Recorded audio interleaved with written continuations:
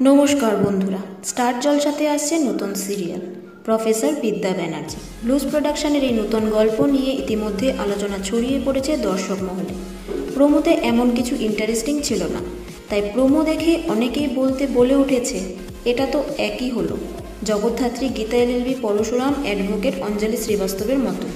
এমনই অনেক মন্তব্য উঠে এসেছে প্রোমোর কমেন্ট বক্সে।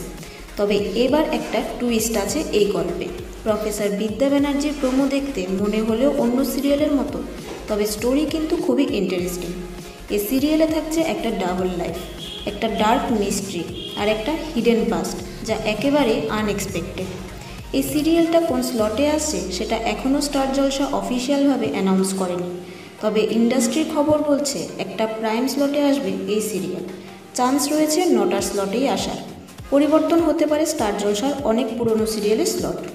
ব্লুজ প্রোডাকশনের এইবারের নতুন গল্প সেম ফর্মুলা দিয়ে আবারও দর্শকের মন জয় করতে পারবে কি? আপনাদের কি মনে হয়?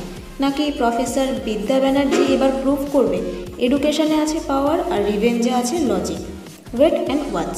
এই সিরিয়ালে কে থাকবে প্রফেসর বিদ্যা ব্যানার্জির অপোজিট রোলে, সেটা জানতে হলে চোখ রেখো টেলিজোনে। আর আজকের ভিডিও এটুকুই। আর এই সমস্ত আপডেট পেতে সাবস্ক্রাইব করো টেলিজোন। Thank you.